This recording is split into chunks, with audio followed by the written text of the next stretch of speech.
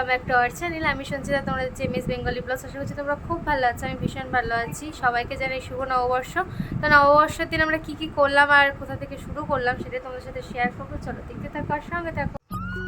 এখন আমরা বেরোচ্ছি মন্দিরের উদ্দেশ্যে। সঙ্গে দিদি যাচ্ছে। দিদির শরীরটা একটু ভালো হয়েছে।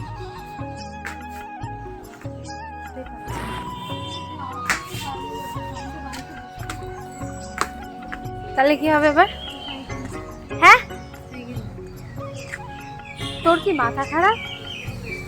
আমি এখন তো রোদে আমি সাইকেলে যাবো আর তারপরে এত কিছু কিনতে হবে, আমি যাবো না। নববর্ষের দিন সকালবেলা ঠাকুর ভোগ নিয়ে আমরা চলে এসেছিলাম মন্দিরে। তো ঠাকুর প্রণাম করে দিনটা শুরু করলাম। তো চলো দেখো। দাদাকে বলে হ্যাঁ নিয়ে রেখে এখানে মা রান্না করছে। তোমার কি রান্না করছো? মা এখন বিরিয়ানি রান্না করবে, তা আছে উনুনে। মানে উনুনে রান্না করাটা আমার বেশি ভালো লাগে। তো এখানে আমি দেখিয়ে দিচ্ছি কি কি আমি রেডি করে দিয়েছি। মা এখন রান্না করবে আর লাস্টে বিরিয়ানিটা রেডি হবে। চলো দেখো।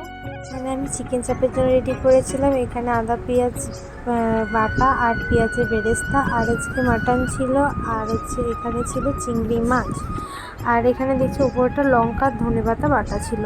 তো মা আজকে বিরিয়ানি রান্না করবে আর এখানে বিরিয়ানির মশলাটা ভাজা হচ্ছে। চলো দেখতে থাকো।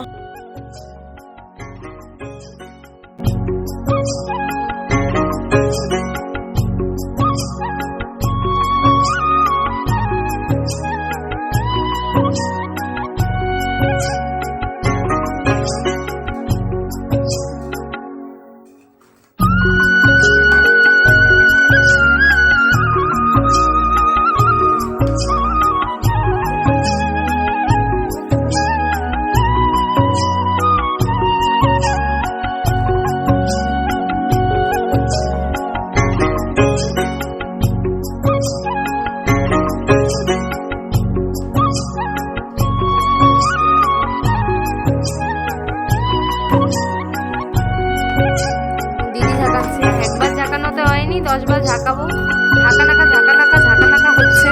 এবার বের করো তোমার এই ঝাঁকানাকাটা কি হয়েছে। আমিও সেমই ঝাঁকানাকা করেছিলাম, ঠিক আছে?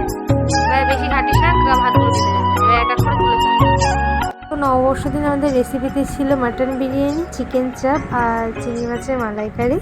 তো ভীষণ সুন্দর খেতে হয়েছিল। তো তারপরে আমাদের দুপুরবেলা খাওয়া দাওয়ার পরে আমরা গেছিলাম মা আর আমি মিলে একটু রানাঘাটে হালখাতা করতে। যেখানে তো দেখো এখানে তো হালখাতা করার পর আর ভিডিও করিনি। তো কেমন লাগলো ভিডিওতে কমেন্ট করে জানি। তো আজকের মতো টাটা।